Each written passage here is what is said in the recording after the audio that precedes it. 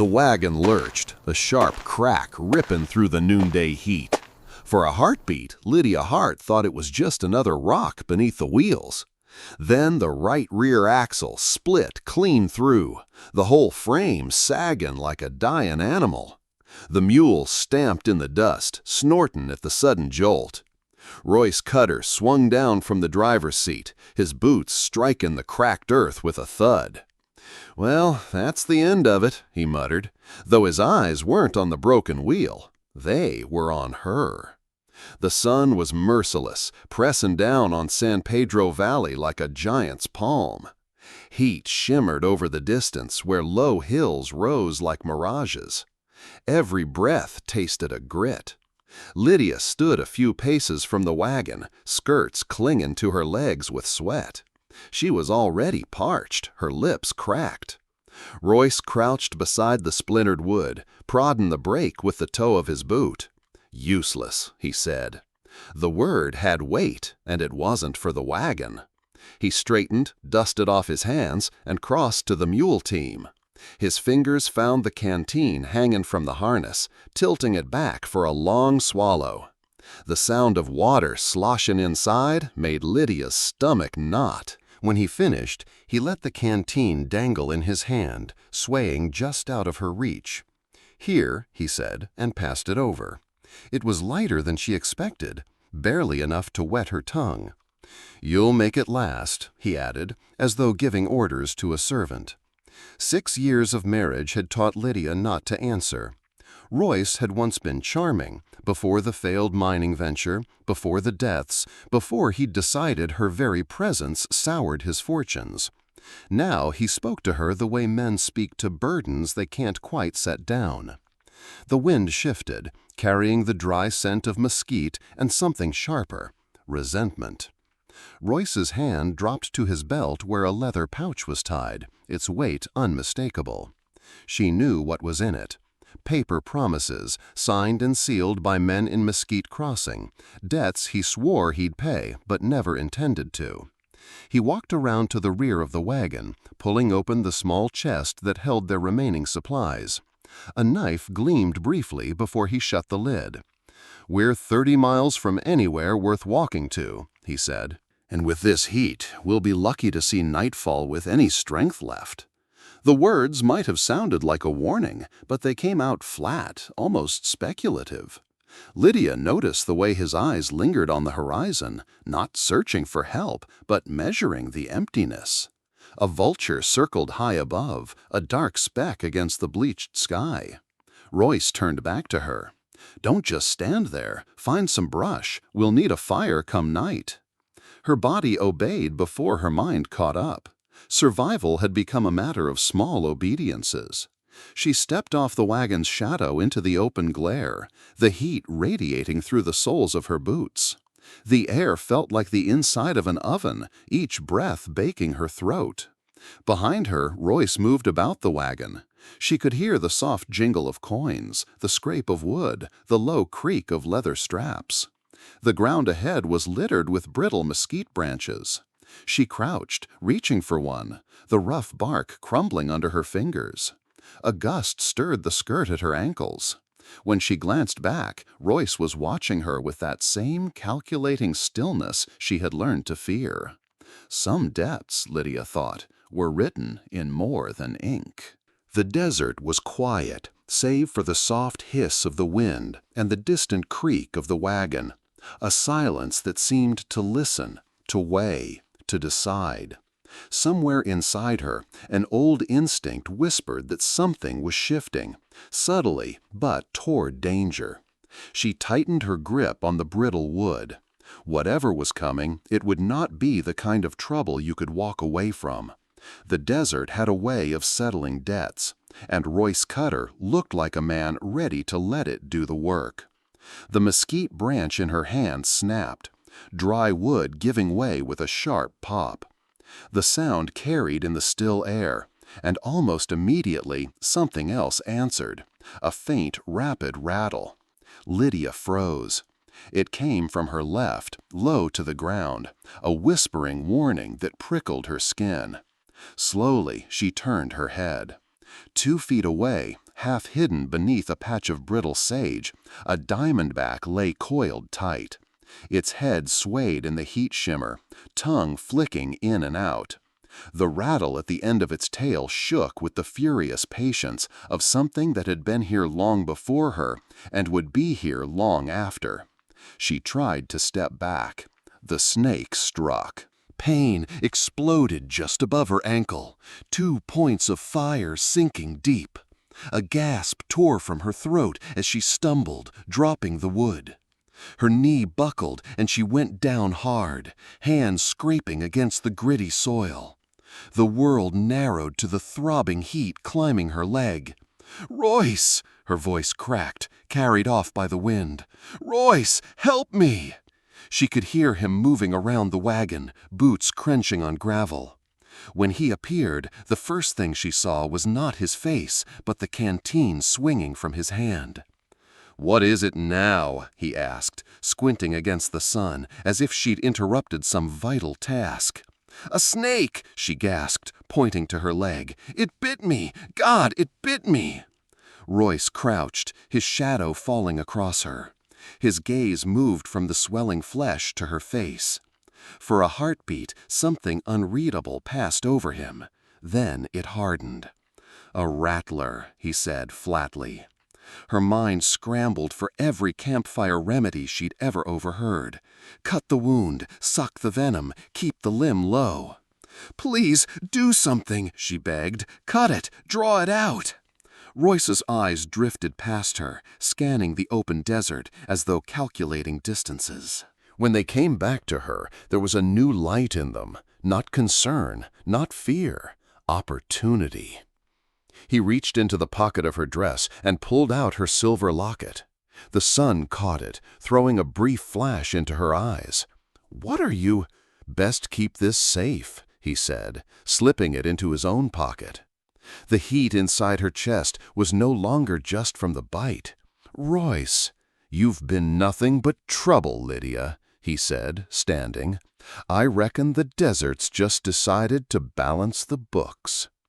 He walked to the wagon, taking his time. She clawed at the ground, trying to push herself upright. The rattler had vanished into the sage, its work done. The swelling in her leg was already climbing past her calf, the skin hot and taut. She saw him lift the last canteen from the wagon seat, tuck the leather pouch of coins into his vest. "Royce!" Her voice broke on his name. "Don't leave me!" He didn't look back. He adjusted his hat, glanced east, the direction of Mesquite Crossing, and started walking. His figure grew smaller with each step until it blurred in the heat. The desert swallowed the sound of his boots. Lydia's pulse roared in her ears. The sun pressed down harder, a living weight. She let herself fall back onto the dust, eyes half closed. In the haze between pain and disbelief, her mother's voice came to her from years ago, reading by lamplight on a winter night. "A false witness will not go unpunished, and he who breathes out lies will not escape." Proverbs 19:5. She mouthed the words, barely moving her lips.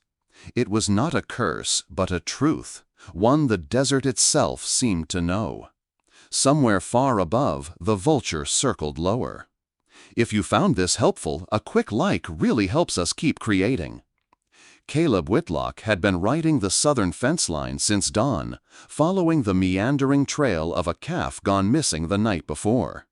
The animal's tracks cut across the dry arroyo and vanished into the rolling flats, where the mesquite grew sparse and the heat came off the ground in wavering sheets. He was about to circle back toward the ranch when something caught his eye. A small, crumpled shadow at the base of a palo verde tree. Out here, shadows didn't lie. He reined in. At first, he thought it was the remains of some unlucky traveler, the desert having finished its work. But as he drew closer, the shape resolved into a woman, half on her side, one arm thrown over her face against the sun. Her dress was dusty and torn, the hem dark with sweat and dirt. Caleb swung down, boots sinking into the powdery soil. He knelt a few feet away, scanning the ground out of habit. No other tracks, no sign of a camp, just her. "Ma'am?" he called. No response. He moved in, the slow caution of a man who'd lived too long in country where things weren't always what they seemed. Bandits sometimes used bait. But when he eased her arm away from her face, he saw the pallor, the dry lips, the shallow rise and fall of her chest. This was no trick. Then he saw her leg. The flesh above her ankle was grotesquely swollen, the skin mottled purple and red. 2 puncture wounds stood out dark against the angry swelling. Caleb's jaw tightened. Rattler. And from the look of it, hours had passed. He glanced toward the horizon, empty. No one was coming for her. Working quickly, he unslung the canteen from his saddle and took a measured sip, letting the water roll in his mouth before swallowing. He'd need a clear head. From the sheath on his belt, he drew his bowie knife, the steel catching the light. "I'm sorry, ma'am," he murmured, though whether to her or to the memory of Martha, the wife he'd buried 5 years ago, he couldn't say. 2 shallow cuts over the bite, just enough to open the skin. He lowered his head and drew hard, the metallic tang flooding his mouth. Spat into the dirt, again and again, until the dizziness came and he had to steady himself with one hand in the dust. He rinsed his mouth with a swallow of water, then tipped the canteen against her cracked lips. A few drops slid in. She made a faint sound, almost a sigh. Caleb sat back on his heels. "God is our refuge and strength," he said softly, the words half-breathed, half prayer. "A very present help in trouble." Psalm 46, verse 1. It had steadied him through blizzards, stampedes, and nights when the fever had wrung Martha near to death. He hoped it might steady him now. There was no time to waste. He sheathed the knife, slid one arm under her knees and another behind her back. She was light, far too light. The heat of her fever seeped through his shirt as he lifted her. At the horse, he adjusted her so she rested against his chest in the saddle, her head lolling just under his chin. One arm wrapped around her to keep her steady, he turned the gelding toward the North Ridge, the shortest route home, though it meant crossing a dry wash that could break a leg if he wasn't careful. Each stride of the horse was a small gamble, that the venom hadn't already done its worst, that the cabin's cool shade and what remedies he had would be enough. Somewhere behind him, the paulo tree swayed in the wind, standing guard over the patch of dust where she'd fallen. Ahead, the long line of the ridge shimmered, and beyond it, the thin promise of safety. The gelding climbed the North Ridge at a careful trot, hooves striking loose stones that skittered down into the dry wash. Lydia stirred once against Caleb's chest, but didn't wake. Her skin was hot, her breath shallow, each exhale rasping in his ear. By the time the cabin came into view, a squat, weathered shape tucked against a stand of cottonwoods, the sun was slanting west. Caleb felt the day's heat radiating off the boards as he swung down, cradling her in both arms. The front door creaked open on hinges he'd meant to oil for months. Inside, the air was dim and cooler, smelling faintly of pine resin and wood smoke. The single room opened into a smaller sleeping space at the back, separated by a curtain of faded calico. He laid her on the narrow bed, the one he hadn't touched since Martha's last night in it. The quilt, patched in the colors of a dozen old shirts, was cool under his hands as he adjusted her. From a shelf above the washstand, he took down a clay jar of dried willow bark.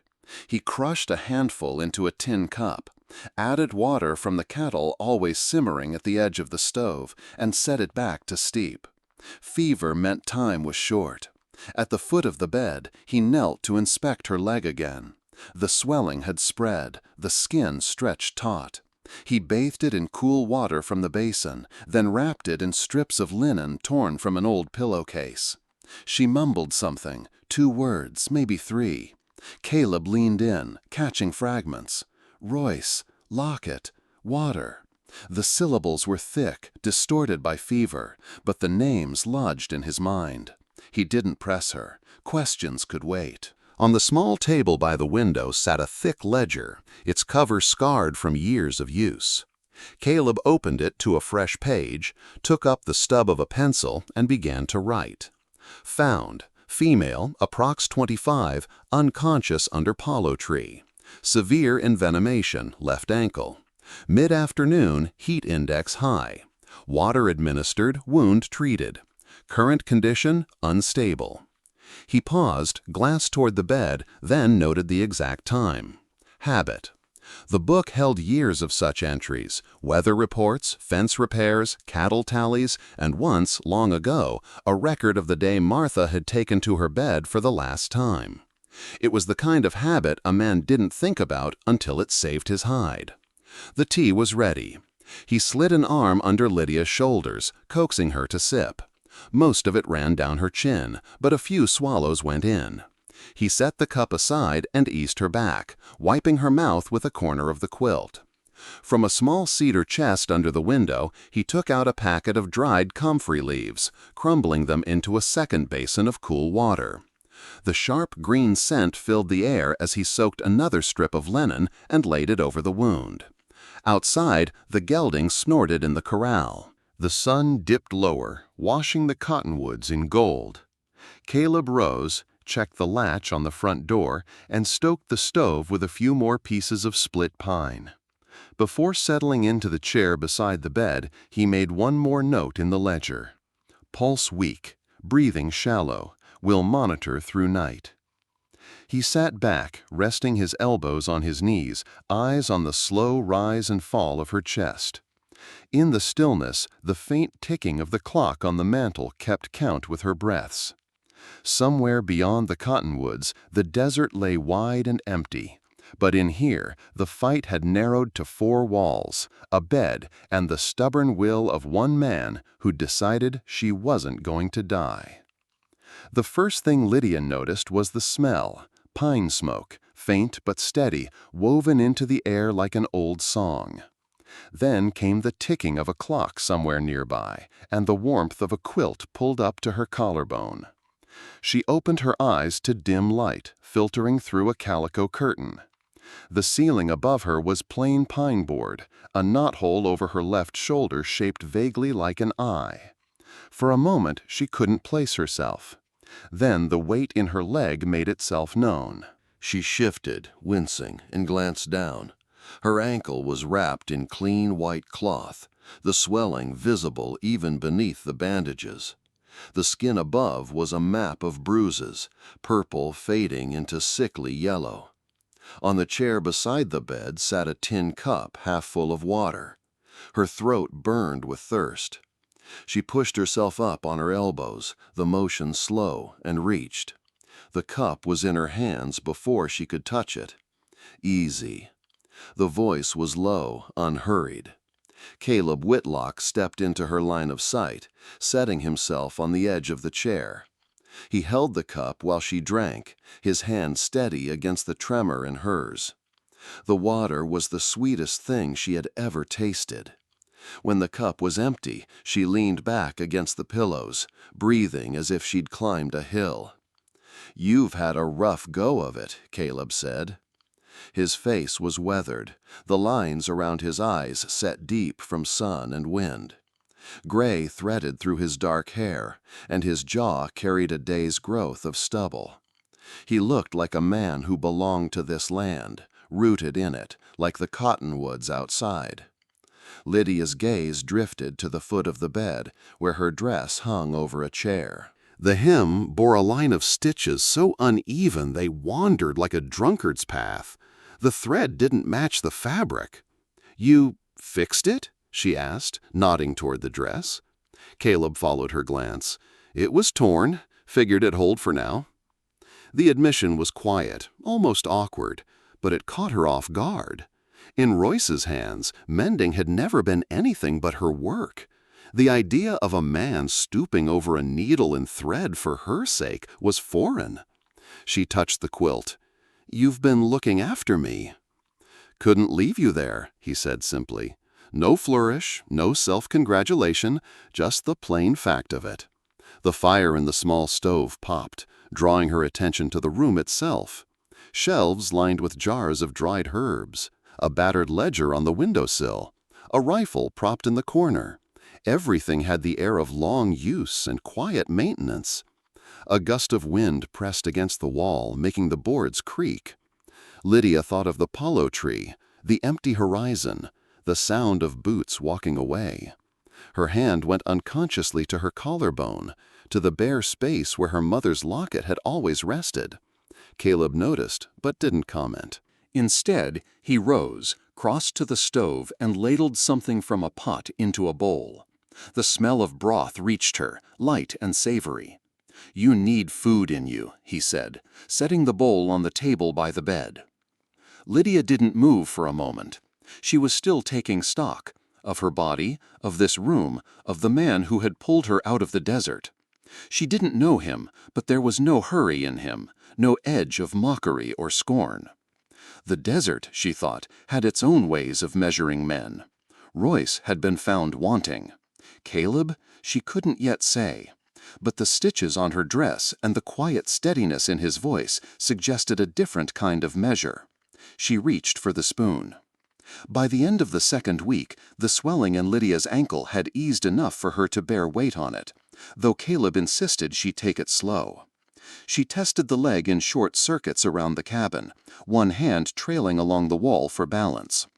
Each day the distance grew, from bed to stove, stove to door, door to the small bench under the window. On the 15th morning, she stepped out onto the porch. The late summer sun was softer here, filtered through the cottonwoods. The breeze carried the smell of mesquite smoke from Caleb's cook fire and the faint tang of leather from the corral.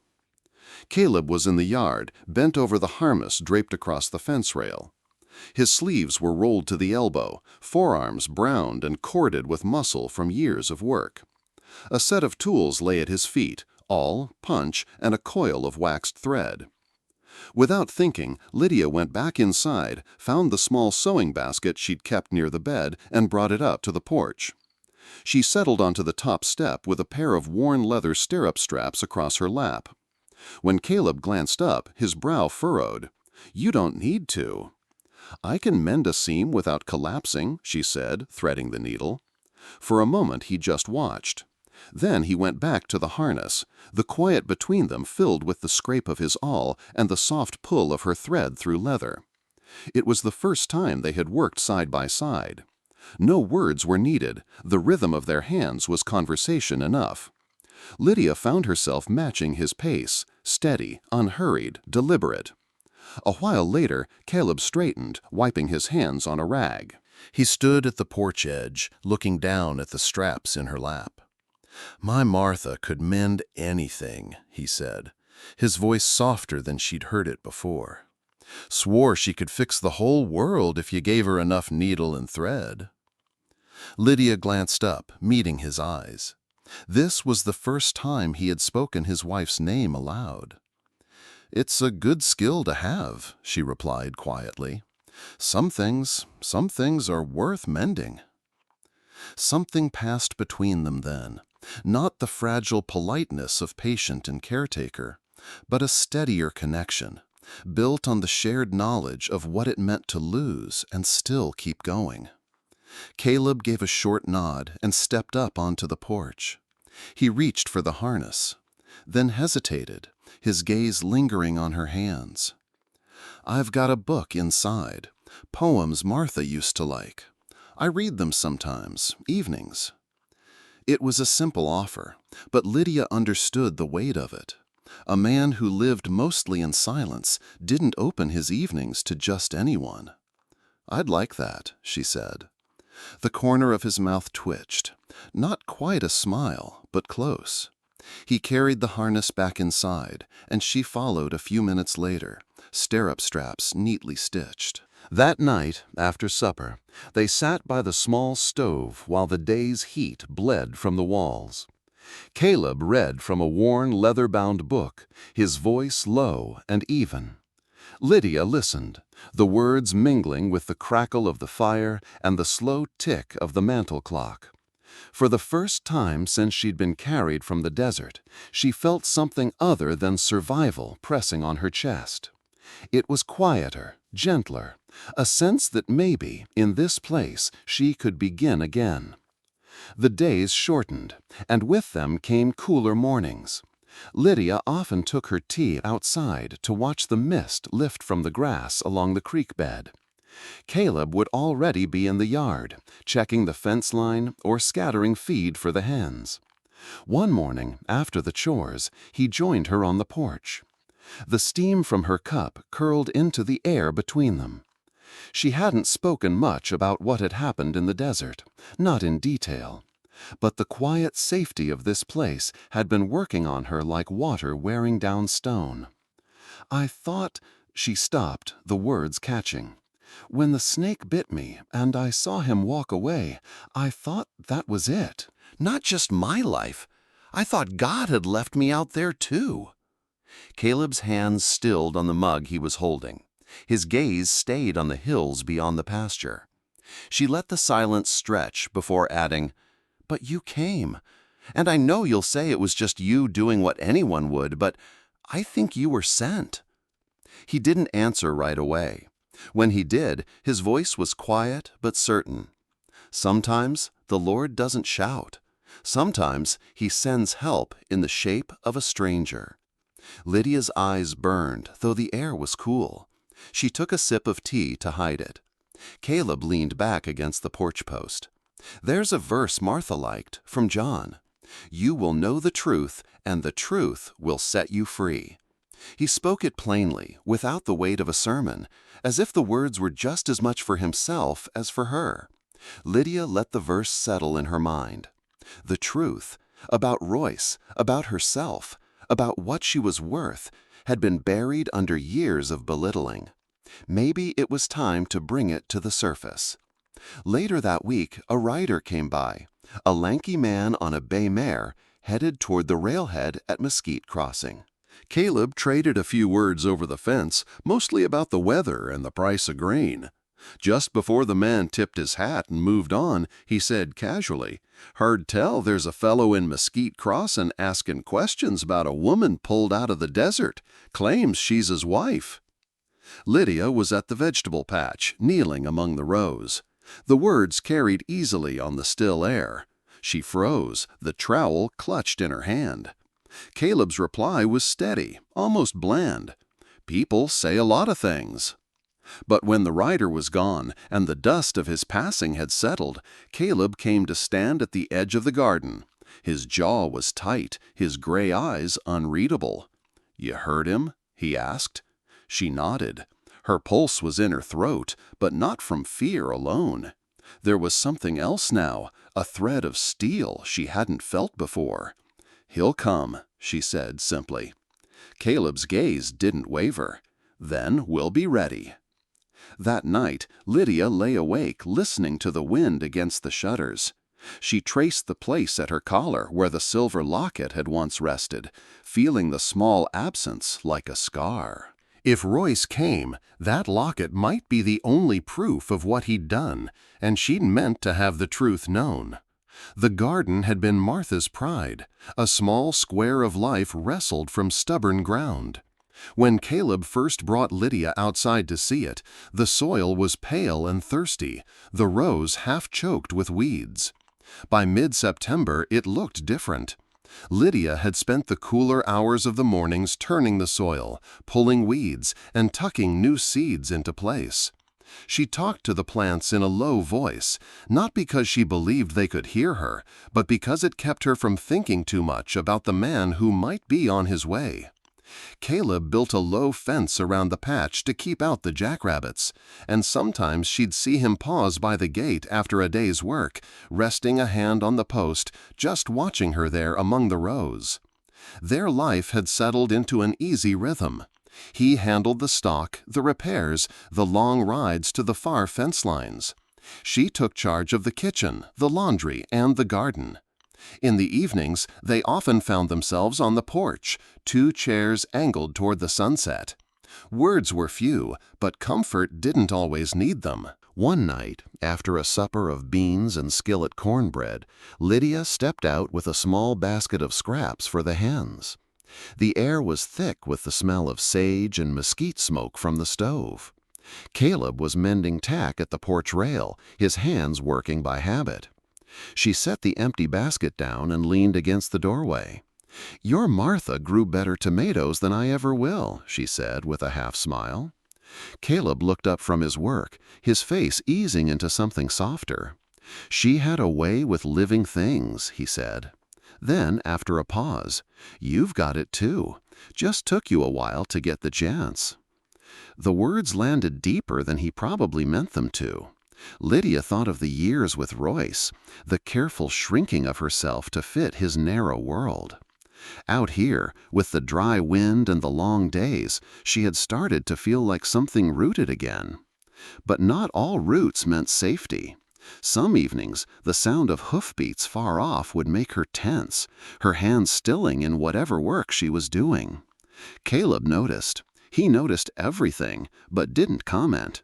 Instead, he'd glance toward the horizon, as if measuring the distance between trouble and their door. One such evening, as the last light faded, Lydia sat with a scrap of cloth in her lap, hemming a work shirt for him. Her thumb brushed the seam where a silver locket had once rested against her dress, the same place her fingers found almost without thinking whenever her mind drifted toward the desert. It wasn't fear that stirred in her now, it was readiness. That locket wasn't just a keepsake. In the right hands, it could be a verdict. Caleb finished his repair and set the leather aside. "Cool night coming," he remarked. Lydia looked up at him, the lamplight catching the gray in his eyes. "Feels like we're waiting for something," she said. His answer was slow, deliberate. "We are." The wind shifted, carrying the faint scent of rain from the south. Somewhere out there, a man who had once called himself her husband might be making his way across the desert. The garden, the porch, the quiet evenings, they were a kind of peace, but they wouldn't hold forever. For now, though, she and Caleb sat side by side, the dark closing in around the edges of the light, both of them knowing the calm was only the prelude. If you're still watching right now, drop a 1 in the comments so I know you're still with me on this journey. The afternoon heat lay heavy over San Pedro Valley, pressing the horizon into a wavering mirage. From the barn, Caleb Whitlock caught the faint rattle of something unnatural. Not the wind, not the hoofbeats of a lone rider, but the uneven clatter of a buggy cutting across hardpan. A plume of pale dust followed it, curling upward like a signal fire. He stepped into the open, wiping his hands on a rag, eyes narrowing against the glare. Out here, visitors didn't just drop by.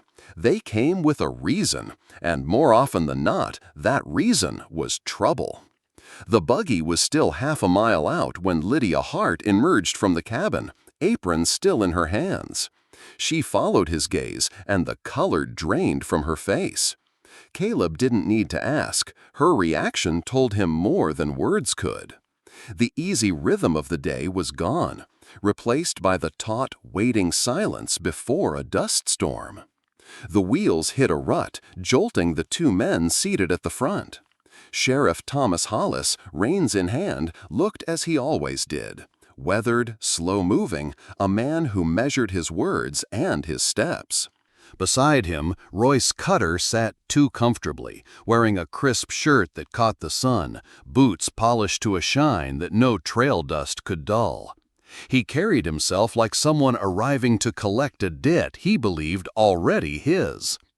Caleb's boots found the porch steps and stopped there. He didn't cross down to meet them. The steps became a line in the sand, a wordless warning. When the buggy rolled to a stop, Hollis climbed down first, giving Caleb a brief nod that held both courtesy and caution. Royce descended slower, smoothing the front of his shirt before looking toward the porch. His smile was the kind you put on before walking into church, well-rehearsed, empty of warmth. "Lydia," Royce called, as if nothing had passed between them. "My love, thank God you're safe." The words carried across the yard in a tone meant for witnesses, not for her. Lydia's fingers tightened on the edge of her apron, but she said nothing. Caleb shifted slightly, enough to put his shoulder between her and the man on the ground. The older viewers, the ones who knew this kind of theater, would already feel the familiar prickle in their gut. The showman had arrived, and the real game was about to begin.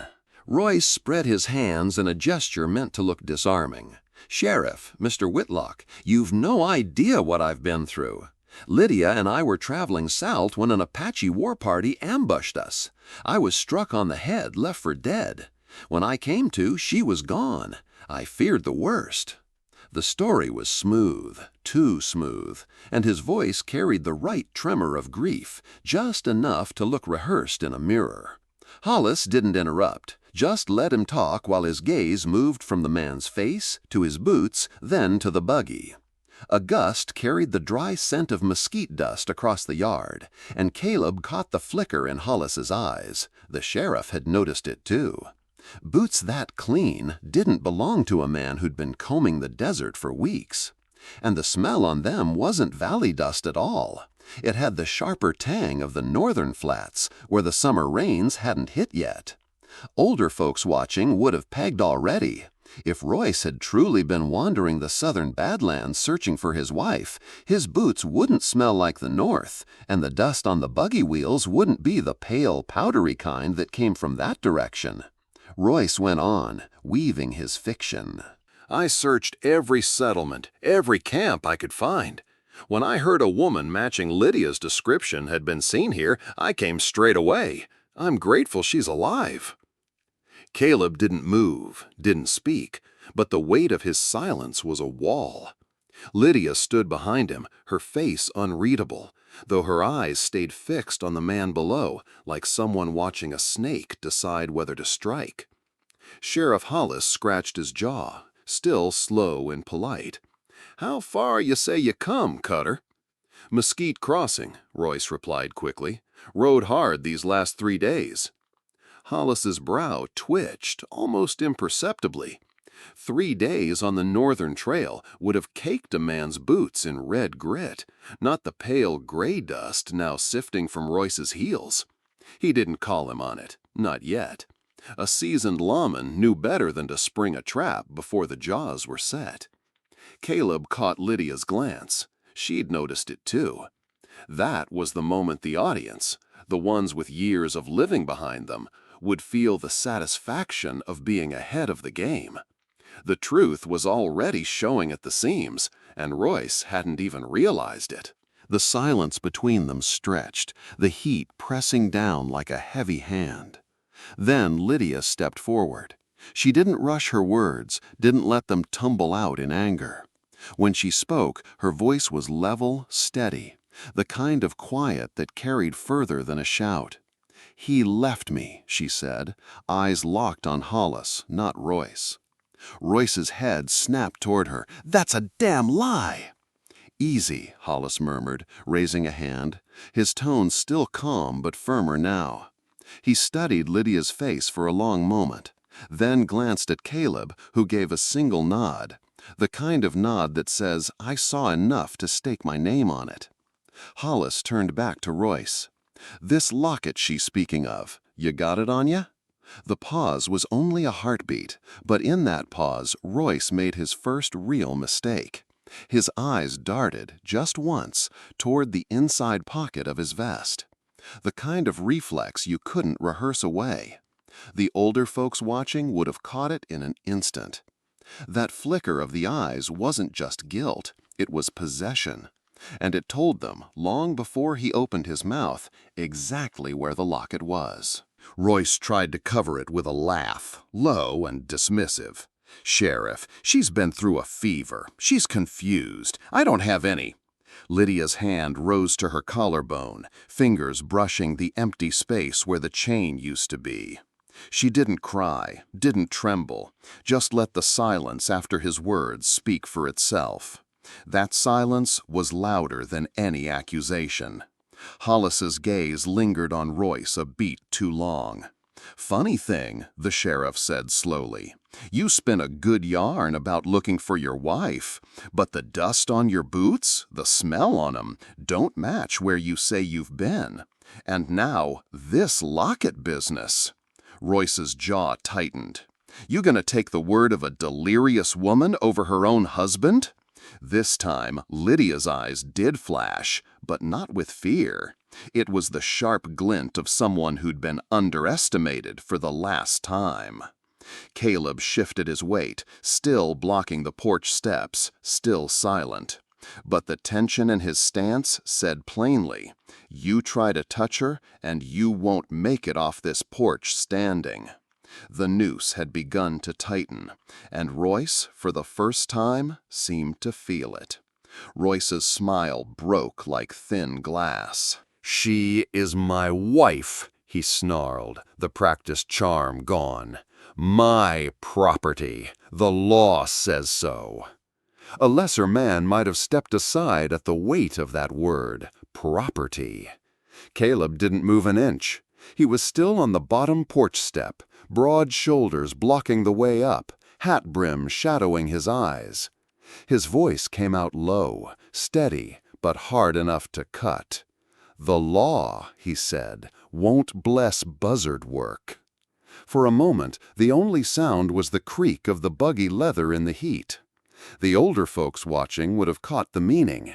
A man who leaves another to be picked apart by the desert is no man at all, no matter what the statute book says. Royce took a step forward, testing.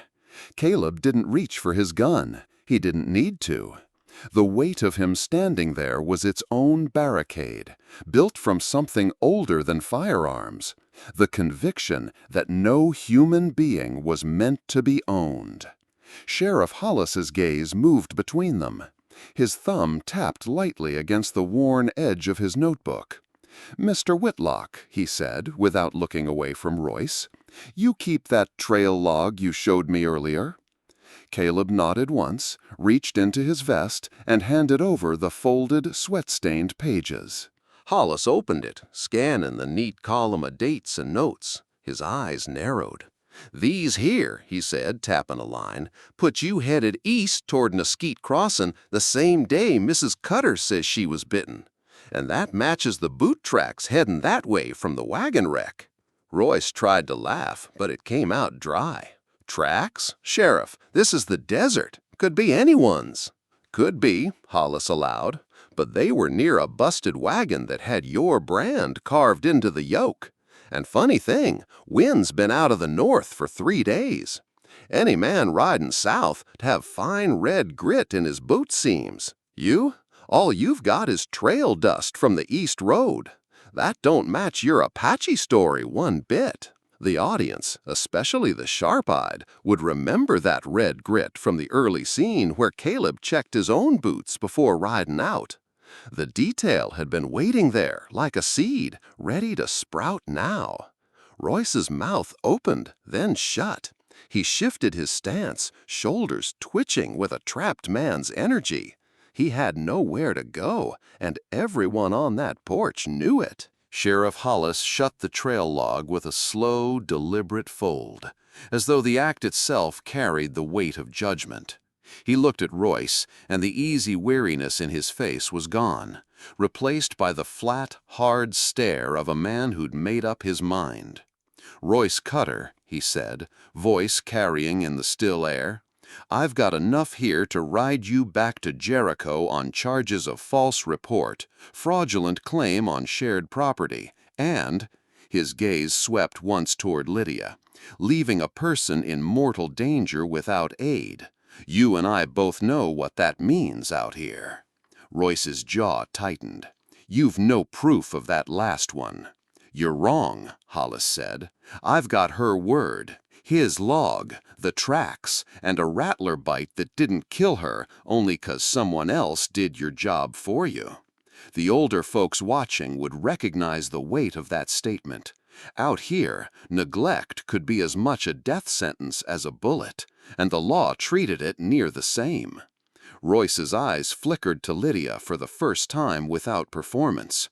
There was no softness there, no apology, only the cold glint of a man realizing the game had slipped from his hands. Lydia met his stare without flinching. She didn't raise her voice, but when she spoke, the words cut through the hot air. "You left me in the dust, Royce, but the Lord didn't." The sheriff shifted slightly, as though something in her tone anchored the moment.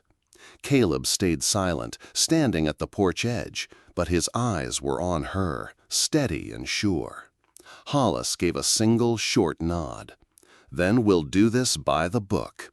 He reached into his coat, drew a pair of iron cuffs, and snapped them around Royce's wrists with an efficiency that spoke of long practice.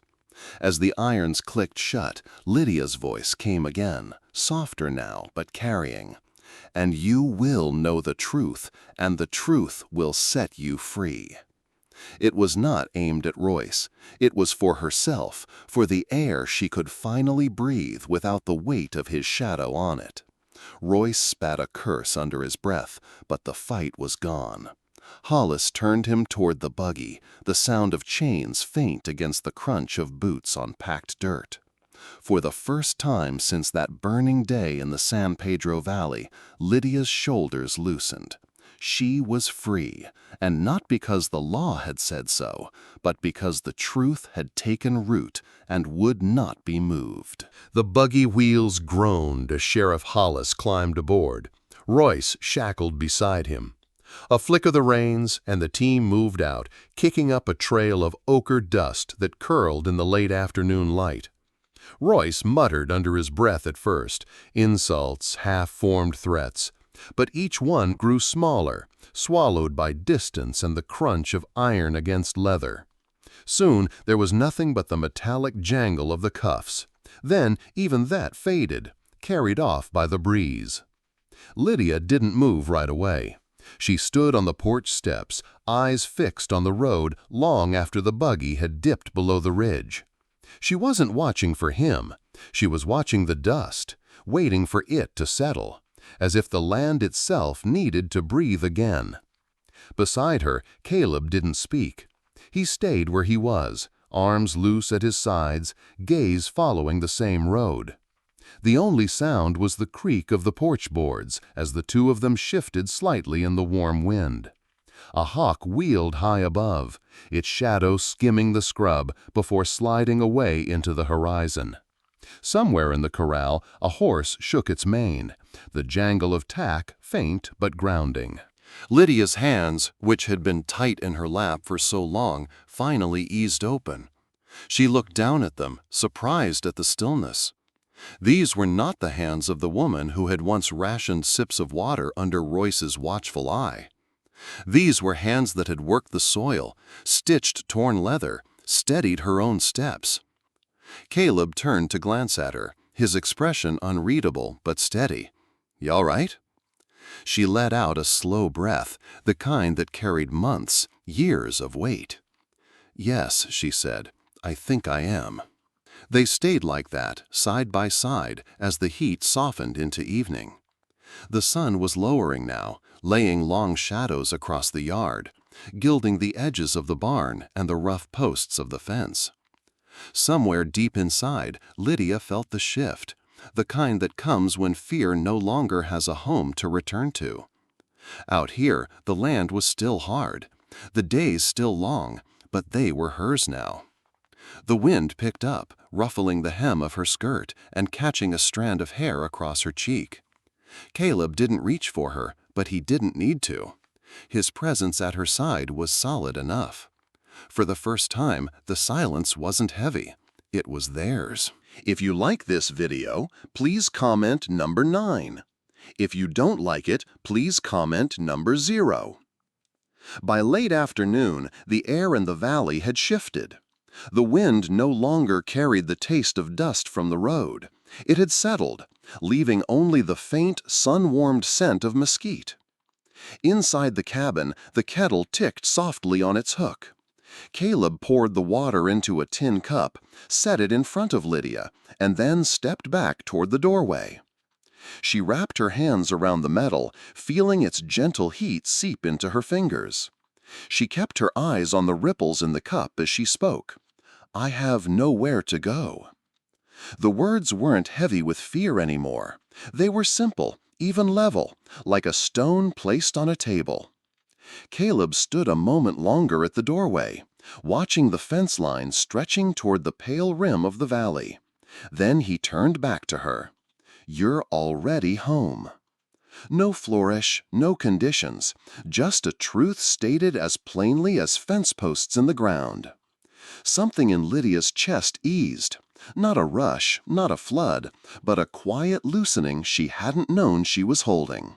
She lifted her gaze to meet his, and in that glance there was an unspoken recognition. Two people who understood the weight of solitude, and the relief of finding a place where it didn't echo so sharply. A line came to her, a memory from a Sunday long ago, bells ringing clear in a country churchyard. God sets the lonely in families. It wasn't something she said aloud, but it settled over her like the warmth from the cup in her hands. Caleb crossed the room, his boots making the floorboards give a familiar creak. He sat across from her without a word. His hand rested on the table, palm open. She placed hers in it. The fit was unremarkable, in the way only something long overdue can be, like a tool meeting the hand that's meant to hold it. The late sun reached in through the open door, stretching their shadows across the porch. Two shapes side by side, the lines meeting and merging in the dust just beyond the threshold. Neither of them moved to speak. Neither of them needed to. There was no declaration, no "we're in love" moment, only the stillness that comes when two lives, battered in different ways, find a piece of ground they can stand on together. Outside, the valley kept its silence. Inside, the quiet had a different weight now. Not the emptiness of absence, but the fullness of presence. Weeks passed, the days folding into each other the way desert seasons do, with little ceremony, just the steady shift of light and shadow. In the mornings, Lydia worked in the patch of soil just beyond the porch, the place Caleb called Martha's garden. The earth was stubborn, but she was more so. She coaxed green from it with patient hands, setting in beans and squash where the mesquite roots allowed. Caleb had offered to help, but she preferred to do it herself. It mattered that her hands were in the soil. Caleb spent his hours along the fence line, setting new posts and stretching wire. The rhythmic clang of his hammer carried across the yard, marking time in a way no clock ever could. Sometimes Lydia would pause in her work just to watch him, not because of what he was doing, but because of what had changed. He wasn't just maintaining a boundary, he was building something meant to last. One afternoon, as they shared a jug of water in the shade, Caleb mentioned a passing rider from Jericho. "Said the sheriff's got Royce sitting in a cell, waiting on the circuit judge. Folks say he's likely to see more bars than sky for a good long while." Lydia didn't answer right away. She just looked toward the horizon, the heat shimmering over the valley floor. Royce was no longer a shadow at her back. He was a name that would fade with the seasons. Later that week, she found herself in the old barn, a strip of late sun fallen across the workbench. There, neatly hung, was the saddle Caleb's late wife had used. Without thinking too hard about it, Lydia ran her hand over the worn leather, then fetched needle and thread to repair a frayed strap. When Caleb found her there, he didn't say a word. He only stood in the doorway, watching. And then, just for a moment, he smiled, the kind of smile that holds both memory and acceptance. The valley itself seemed different now. The same heat, the same wind, but its harshness no longer felt like something to endure. It was the price of living in a place honest enough not to pretend it was anything else. As the sun began to sink one evening, Lydia stepped back from the garden. The young plants trembled in the breeze, their leaves catching the last gold of the day. Across the yard, Caleb straightened from the fence post he'd been setting, stretching the stiffness from his back. They met halfway, walking toward each other without hurry. On the porch, they sat side by side, the boards warm under their boots. The wind shifted, carrying the scent of mesquite blossoms and distant rain. Neither spoke. They didn't need to. In the fading light, their shadows stretched long across the ground, two lines running side by side until they met in the dust. Somewhere out in the wide stillness, a night bird called, and the valley answered with silence, not the empty kind, but the kind that holds things safe. The land was still wild, still unforgiving. But for Lydia, it was no longer a place to survive. It was the place she had been found. And for Caleb, it was no longer just the land he kept. It was the land he shared. For those who've walked dusty miles in your own life, who've known loss and found kindness in unexpected places, you understand the heart of stories like this. These are the true Wild West stories worth remembering. If this one touched you, share it. Keep it alive, and let it remind someone else that even in the harshest lands, grace still rides with us.